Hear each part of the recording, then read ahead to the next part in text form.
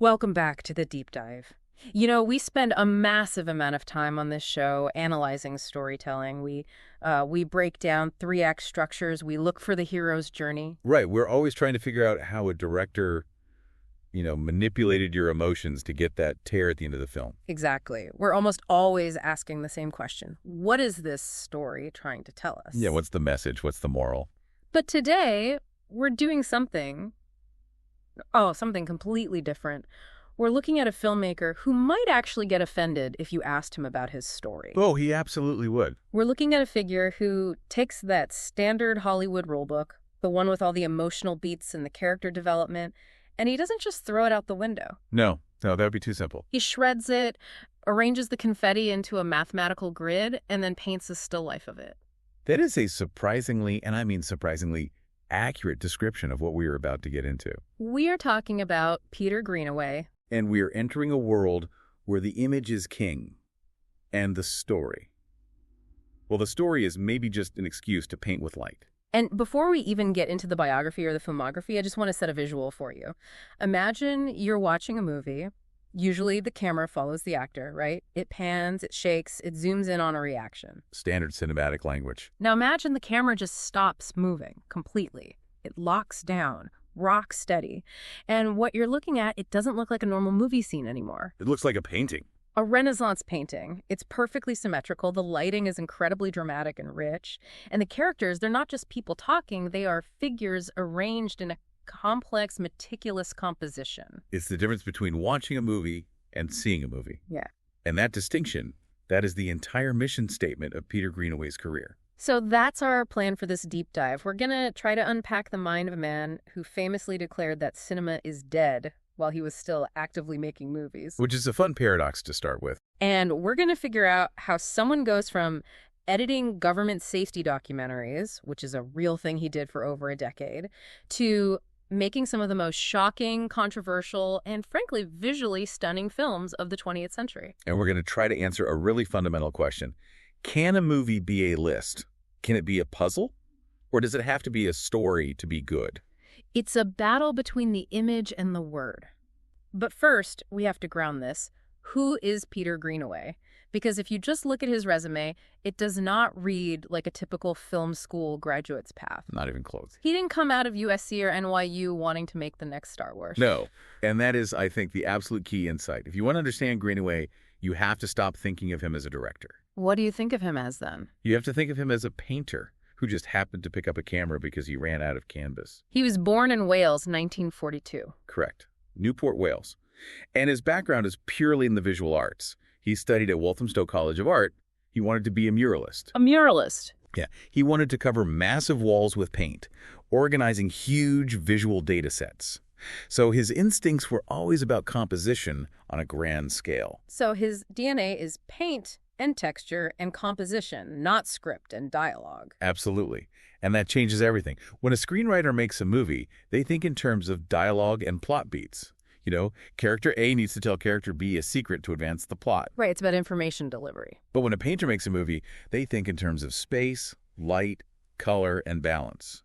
Greenaway famously said that he believes cinema is a visual medium, and yet 90% of movies are just illustrated radio. Illustrated radio. That is such a harsh critique, but it really sticks with you. It does. He argues that if you close your eyes during a Marvel movie or a rom-com or even a prestigious drama, you can still follow 95% of the plot just by listening to the dialogue. I tried to argue against that in my head just now, but he's kind of right. I'm going to the store. Don't forget the milk. I love you. I hate you. You don't need to see it to understand the information. Exactly.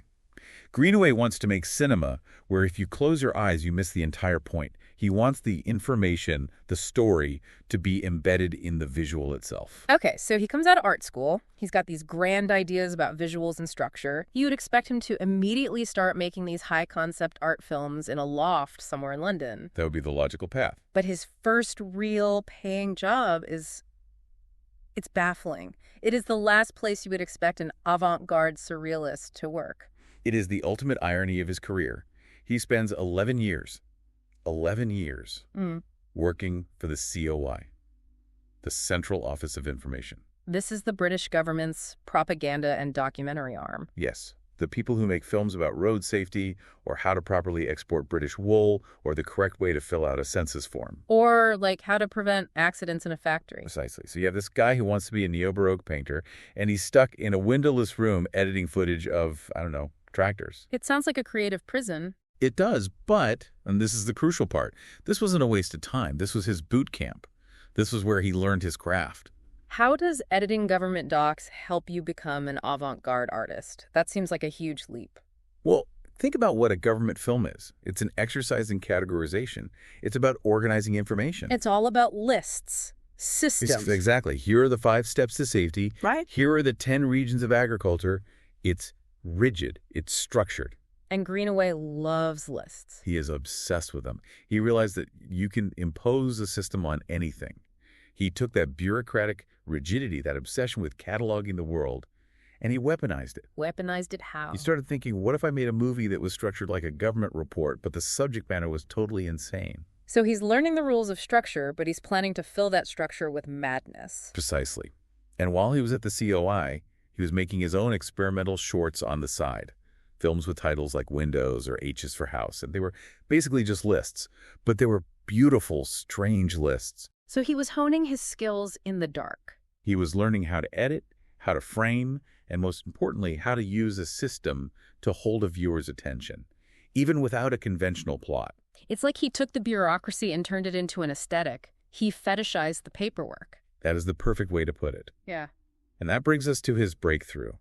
After years of these experimental shorts and government work, he just explodes onto the scene in 1982 with the Draughtsman's contract. Okay, the Draughtsman's contract. This is where I think a lot of people first encounter him.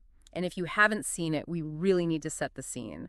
Because on the surface, if you just saw a poster or a screenshot, You'd be completely fooled. you would think, oh, this is a nice heritage film. This is masterpiece theater. It does look like that. It's set in 1694, Wiltshire, England. A beautiful country estate. Everyone is wearing these massive powdered wigs, corsets, extravagant coats.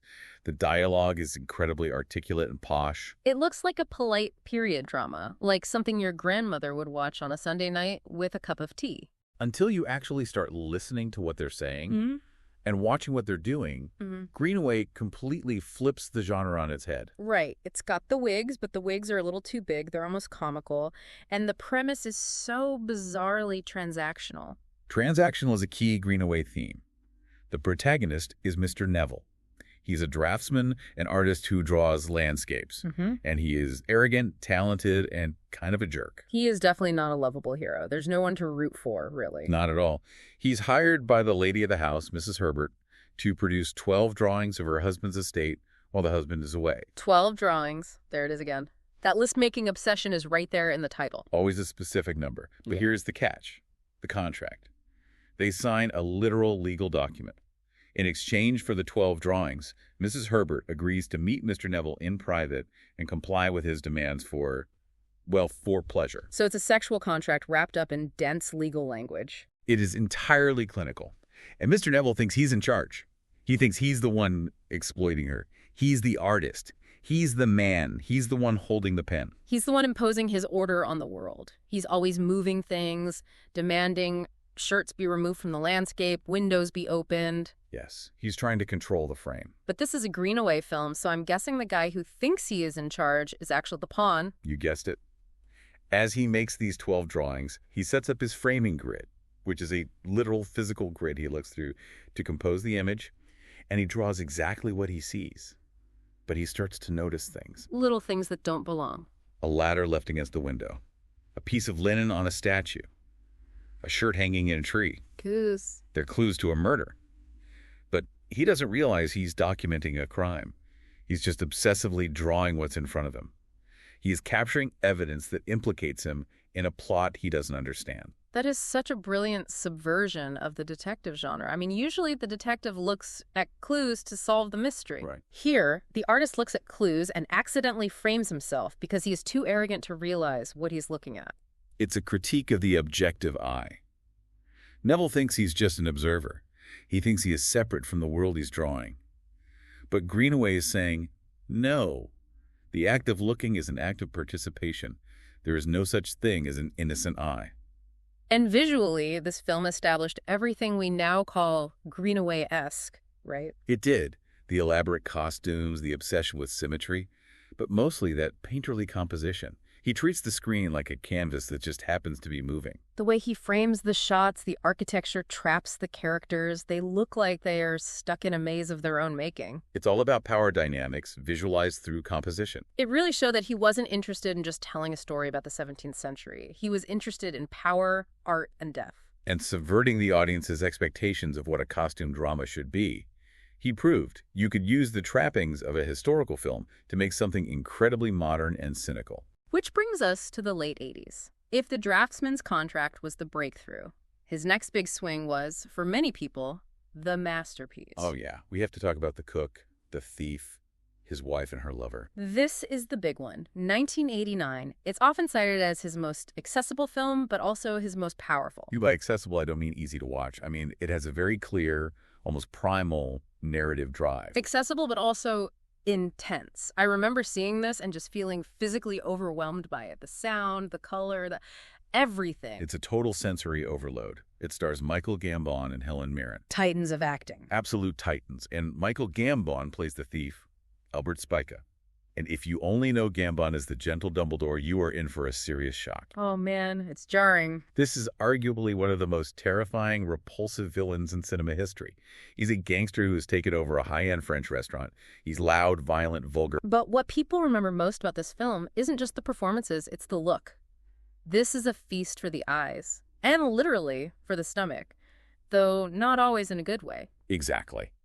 Let's talk about the color coding, because this isn't just decorated. The set design is strictly categorized by color. It is a world of total artifice. It's a system. It's another system. Greenaway and his cinematographer, the brilliant Sachavirni, created these distinct color zones that define the psychology of the film. Okay, walk us through the zones. Okay, first you have the exterior and the kitchen. The kitchen is green. It's huge, cavernous, full of steam and produce. It represents nature, growth, ingredients, the beginning of things. It's where the cook rules. It feels almost like a jungle. Then you move into the dining room. The dining room is red. Yeah. Lush, velvet, blood red. This is the belly of the beast. This is where the thief holds court. It represents consumption, flesh, danger, passion. It looks like the inside of a stomach. It really does. Then you have the bathrooms. The bathrooms are this blinding, clinical white. Right. It's like heaven or a hospital. It's where they go to purge, to clean up, or to hide. It's stark and unforgiving. And there's one more, right? The book depository where the lover works. Which is gold. Golden brown. The color of knowledge, history, paper. It's the mind, separate from the body. Now, here's the detail that absolutely blew my mind when I first saw it. I genuinely thought I was hallucinating. When the characters walk from the green kitchen into the red dining room. Their clothes change color. Their clothes change color. It is so subtle at first, you almost miss it. But yes. Helen Mirren is wearing a Jean-Paul Gaultier gown. In the dining room, it's red. She opens the door to the kitchen, steps through, and in the continuous shot, her dress is suddenly green. Wait, literally, like in a single unbroken shot? Yes. They clearly had multiple versions of the costumes made. As she transitions between the spaces, the lighting and the costume shift to match the palette of the new room. It's an incredible piece of stagecraft. That is wild. It totally breaks the reality of the scene. I mean, that is technically impossible in the real world. It does. It breaks the fourth wall without the actors actually looking at the camera. It's Greenaway telling you, this is a movie. This is a painting. This is not reality. The characters are chameleons. They adapt to their environment. But underneath all that incredible style, there is some serious substance here. This film came out in 1989. This was the absolute peak of the Thatcher era in Britain. And it is widely interpreted as a scathing critique of Thatcherite Britain. You really cannot separate this film from the politics of the time. So how does that play out? Is Albert supposed to be Thatcher? Not literally, no. Oh. But he represents the values that Greenaway felt were taking over Britain. The thief, Albert, is rich.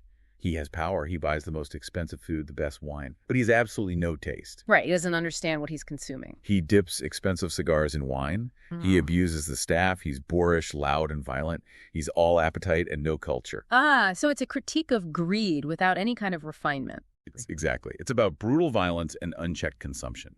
Albert forces people to eat. He forces them to choke on his generosity. It's the load-to-money culture of the 80s taken to a horrific, grotesque extreme. And then you have the lover, the quiet, bookish guy in the golden room. Who represents the intellectual, the civilized, the life of the mind. And the thief hates him. He hates him because he's smart. He hates him because he reads books and doesn't just shout. And the wife, Helen Mirren's character, is caught in the middle. She's the prize, the possession. But she rebels, and her rebellion is sexual. She starts an affair with the lover right under the thief's nose, literally in the bathroom, in the kitchen, in the back of a truck full of rotting meat. It balances the beautiful and the grotesque in a way I don't think I've seen in any other film. The food looks sensual, it looks like a Renaissance still life, but the context is violent and decaying. That is the Greenaway experience in a nutshell. You're looking at something gorgeous, but you're feeling something repulsed. He's exploring the link between eating and dying. We eat dead things to stay alive, and eventually we become the dead things that worms eat. It's a cycle. There is a scene, and we won't get too graphic here, but the ending of this movie involves a meal that, well, let's just say it takes the phrase, "you are what you eat," to a horrific, literal extreme. It is one of the most shocking and unforgettable endings in cinema history. It's pure Jacobean revenge tragedy, just served on a platter. So we've touched on the visual style, but I want to dig a little deeper into the Greenaway aesthetic. We mentioned the painting background, but how does that technically manifest on screen? Well, the first thing you notice is the camera, or rather, the lack of camera movement. Yep. Greenaway, especially in his early work, often uses a static camera. So no shaky cam, no handheld grip. Never. Absolutely never. He treats the movie screen exactly like a canvas. He sets up the frame, and the action happens within it. It's almost like watching a theater production, but with much, much better lighting. In a sense. But the composition is key. The backgrounds are arranged just as meticulously as the foregrounds. Symmetry and balance are paramount.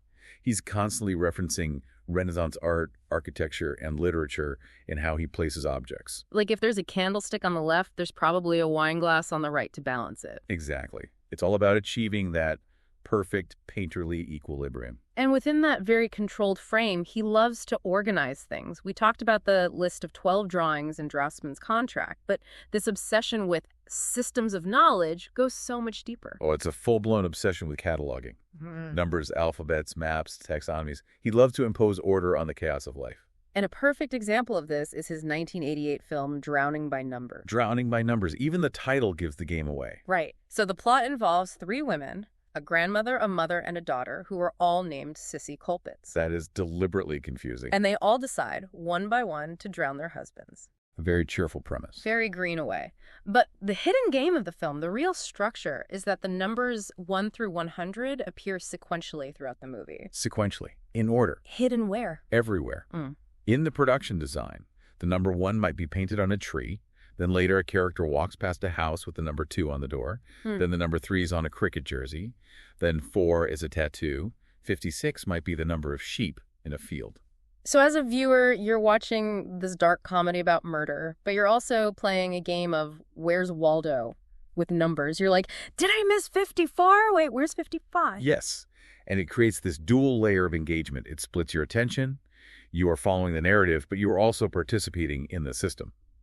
Greenaway is basically proving that the narrative, the murder plot, is just a convenient structure to hang the numbers on. Why do you think he does that? Is it just to be clever? Is he just trolling the audience? I don't think it's trolling.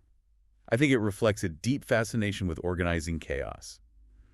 The world is messy, murder, drowning, betrayal. But numbers are reliable. Systems are reliable. 1 always leads to 2. 2 always leads to 3. It's a way of trying to tame the unruly nature of existence. Is the COI editor coming out again? If I could just list everything, if I could just categorize it all, maybe I can understand it. Maybe I can control it. Speaking of the unruly nature of existence, we have to talk about the body, because if you watch a Peter Greenaway film, you are going to see a lot of skin. You certainly are. Do not watch these with your parents unless your parents are very, very progressive art critics. But it's not really sexy in the Hollywood sense, is it? It's not designed to be titillating. No, not at all. Nudity in Greenaway's films is presented matter-of-factly. The body is a subject, just like a bowl of fruit or a building. It's a canvas. It's treated almost like a biological specimen. Exactly. It's both sacred and profane. He's interested in bodily functions, in the vulnerability of the flesh. He shows it all. Male, female, old, young, fat, thin. It's a very democratic approach to nudity. And this links directly to his obsession with food and decay. It does. The feasts. There is always so much food in his movies. Elaborate feasts, tables groaning with food. But they're metaphors. They're about consumption, power, and ultimately mortality. The memento mori idea. Yes. Memento mori. Remember, you will die. In Baroque art, you'd often have a skull painted next to a beautiful bowl of fruit to remind the viewer that beauty fades, that life is fleeting. And Greenaway does the cinematic equivalent of that. He does. He explores the link between creation and destruction. So you have these beautiful tables of food, but you know that rot is just around the corner. He refuses to look away from our mortality. Okay, let's move into the 90s. Because Greenaway didn't just stay in this painterly lane, he started pushing the boundaries of technology. He did. And this is where he starts to challenge the very definition of cinema. He started feeling that the single screen, that one rectangular image, was too limiting. He wanted more density. And that leads to the 1991 film, Prospero's Books. Which is his adaptation of Shakespeare's The Tempest. But I'm guessing it's not your high school English class version of The Tempest. Not unless you went to a very strange high school. What made it so different? He used early digital effects, this new paintbox technology, to create a multi-layered screen. Multi-layered how? What does that mean? Think about windows on a computer screen. Before that was really a common visual language for most people. He had books opening within books, stories playing inside other stories, text projected directly onto the screen. So it was visual overload, a dense, complex collage of images and text all at once. It was arguably the first multimedia film. He was trying to replicate the complexity of the human mind. I mean, we don't think in one image at a time. We have memories, songs, texts, and sights all crashing together. He was trying to put that on screen. What about the performance? Performance-wise, he had John Gielgud, the legendary actor who was in his 80s at the time, voicing all the characters. Wait, all of them? Even the women, like Miranda? Nearly all of them. The idea was that it was Prospero reimagining the entire play in his own head. He is the author, the puppet master of his own memories. Just like Greenaway is the puppet master of the film. Exactly. It was Shakespeare through a completely postmodern lens. Incredibly ambitious. It was revolutionary for its time. He was using digital tools to try to escape the limitations of the single flat image. And this, I think, leads directly to his most controversial stance. Greenaway made a declaration that really upset a lot of people. He said, "Cinema is dead." He did, and he repeated it often. Cinema is dead. Long live cinema. Which a lot of people took the wrong way. They thought he meant the box office is down or nobody makes good movies anymore. But that wasn't what he meant at all. No. He meant that traditional narrative filmmaking, the act of just pointing a camera at actors, saying lines from a script, had exhausted its possibilities. He felt we had run out of road. He felt we were too reliant on text. It goes back to the illustrated radio idea. He argued that most movies are just illustrated books. And since he believed cinema should be a visual medium first and foremost, he felt that true cinema hadn't even really begun yet. So where did he go from there? If he quit cinema, what did he start making? He moved toward multi-screen installations, VJ performances, and what he called new media. VJ performances, like at a rave? In a way, he would do live cinema events where he would mix and manipulate images in real time on massive screens, often set to music. That is the most Peter Greenaway thing I've ever heard. It really is. And he launched these massive projects, like the Tulsa suitcases. What on earth was that? It was a multimedia behemoth. It wasn't one thing. It spanned films, websites, books, and physical exhibitions. It was non-linear storytelling. So what's the story? It's about a character named Tulsa who spends his life in various prisons and collects items in suitcases. There were 92 suitcases. Of course there were. There's the list again. Always lists. But the idea was that you couldn't just watch it. You had to explore it. He was trying to invent a new form of storytelling that was more like browsing the internet or exploring a database than watching a movie from beginning to end. So he really put his money where his mouth was. He didn't just complain that cinema was dead. He actively tried to invent the next thing. Exactly. He wanted to break the tyranny of the linear plot. Now, obviously, a director with a vision this specific doesn't work alone. We have to talk about his key collaborators. We've mentioned Sacha Virani, the cinematographer, but we have to talk about the sound, because you cannot think of Greenaway without thinking of Michael Nyman. You really can't. Their collaboration is one of the most important in cinema history. It's up there with Spielberg and Williams, Hitchcock and Herman. It's Greenaway and Nyman. How would you describe the dynamic there? Because the music isn't emotional in the standard sense. It doesn't swell with strings when the couple kisses. No, it does the opposite. Yeah. It was minimalist music meeting maximalist visuals. Michael Nyman's scores for the Draughtsman's Contract or The Cook, The Thief, they are repetitive, driving, rhythmic. They have this relentless, almost mechanical energy, like a train. Chugga, chugga, chugga, chugga. Which contrasts perfectly with those static, perfectly composed frames. Exactly. The image is still, but the music is pure propulsion. It creates this incredible tension. It makes the static image feel like it is vibrating with contained energy. Nyman's scores are absolutely integral to the power of those early films. And then on the visual side, we had Sacha Virni. A legend. He collaborated with Greenaway from Draughtsman all the way until his death in 2001. A huge partnership. And he is the one responsible for that signature lighting we talked about. Yes. The precise, controlled lighting that mimics old masters, like Vermeer and Caravaggio. If you look at the way light hits a face in a Greenaway film, it's not movie lighting. It's not soft and flattering. It's portrait lighting. It's chiaroscuro, the contrast between light and dark. It is deep shadows and piercing highlights. It creates volume. It makes the face look three-dimensional, like a sculpture. They would spend hours setting up lights just to get a specific shadow on a piece of fruit. Another thing that strikes me about his work is that it really rewards you for being a nerd. Laughs. That is a very accurate way to put it. I mean, the intertextuality. He expects you to know things. He doesn't hold your hand. He does. His films are dense with references. He treats the audience with a kind of demanding respect. He assumes you're smart and you'll keep up. Give us some examples. Well, look at The Belly of an Architect from 1987. The whole film is practically a love letter to the neoclassical architect Etienne Louis Boullée. If you know Boulé's work, his drawings of these massive geometric structures, the film opens up in a whole new way. If you don't, you might miss some of the visual jokes and references. And The Pillow Book. The Pillow Book from 1996 explores the eroticism of calligraphy. It features text written directly onto human skin. It references ancient Japanese literature. It's about the power of the word made flesh, literally.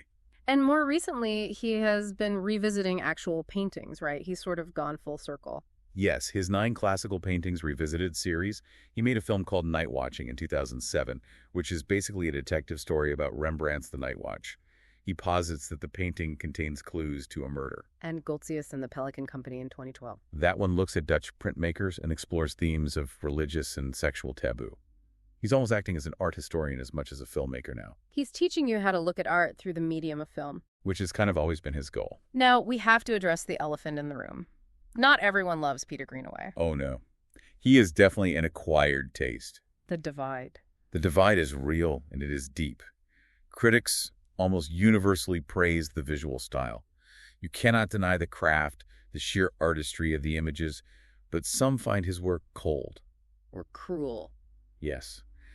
Because he treats his characters like figures in a painting or variables in a system, some viewers find it impossible to connect emotionally.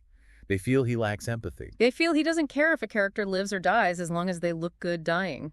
Which is a valid criticism from a certain point of view. It's an intellectual exercise rather than an emotional journey. For some, yes. But for others, that intellectual engagement is the pleasure. They like being challenged. They like that he doesn't try to make them cry. He tries to make them think. It's a different kind of cinematic contract with the audience. And despite the detractors, his influence is pretty visible today. Who would you say are the descendants of Greenaway? You see his DNA in a few key directors. I think the most obvious one right now is Yorgos Lanthimos. Oh, totally. The Favorite or Poor Things. That deadpan, stilted delivery, the precise framing, the ornate costumes that are masking horrible, selfish behavior. Exactly. The Favorite is basically a Greenaway tribute band. And then, maybe more surprisingly, you have Wes Anderson. Wes Anderson. Really? That seems like a stretch. Wes Anderson is so warm and fuzzy. He is. But look at the structure. The perfect, almost obsessive symmetry, the obsession with objects, the color palettes, the way he lists things. Here's the layout of the submarine. Here are the items in the suitcase. It's the same obsessive cataloging, just with a completely different emotional palette. Exactly. Wes Anderson is Greenaway with a heart. Greenaway is Wes Anderson with a knife. That is a brilliant description. I'm going to use that. And you could also point to someone like Roy Andersson, the Swedish director. Yeah. That shared deadpan approach and the static camera. They have all realized that you don't need to cut every 3 seconds. You can just let the image sit there and breathe. So even if he says cinema is dead, his ghost is haunting a lot of living directors. Absolutely. His ideas are very much alive. And what is he doing now? Is he still working? He is. He's in his 80s, and he continues to blur the lines. He's doing installation work, like Leonardo's Last Supper, where he used digital projection mapping to analyze the painting, and projects like The Stairs, which was an installation in cities like Geneva and Munich using screens on public staircases. So he has literally taken the movie out of the theater and put it into the city. Correct. He has achieved the synthesis. For him, the line between cinema, architecture, and painting has completely dissolved. Okay, let's bring this home. Let's synthesize all of this. We have talked about the painter, the bureaucrat, the provocateur, the system builder. What is the final takeaway here? I think the key takeaway, the thing to really hold on to, is that Peter Greenaway treats cinema as a total art form. A total art form. He doesn't just want to tell a story. He wants to incorporate painting, music, architecture, and literature into a single, dense experience. He is a maximalist in a minimalist's frame. It's all about density. It is. And look, even if that intellectual coldness isn't for everyone, even if you find his films difficult, you have to admire the commitment. He has a singular vision. He has never compromised to make a blockbuster. He never sold out. In a world of franchises and reboots and just, homogenized storytelling, that counts for a lot. It really does. Yeah. He offers an alternative path, a path where the image is just as important, if not more so, than the plot. And that leads us to our final thought for you, the listener, something to chew on. We mentioned that Greenaway declared traditional cinema dead because he felt it was limited by text-based storytelling. He thought we were just filming books. The illustrated radio. Exactly. So here is the challenge to you. The next time you watch a movie or a TV show or even a YouTube video, try the Greenaway test. Turn the sound off. Completely off. No dialogue, no music, no sound effects, no subtitles, and just watch. Do you still know what's going on? Is the image itself telling you a story? Is it beautiful? Is it composed with intention? Or is it just people's mouths moving? If you take away the words, is it still art? With Greenaway, the answer is always yes. With everything else, well, you tell us. Indeed. Thanks for diving deep with us. We will see you next time.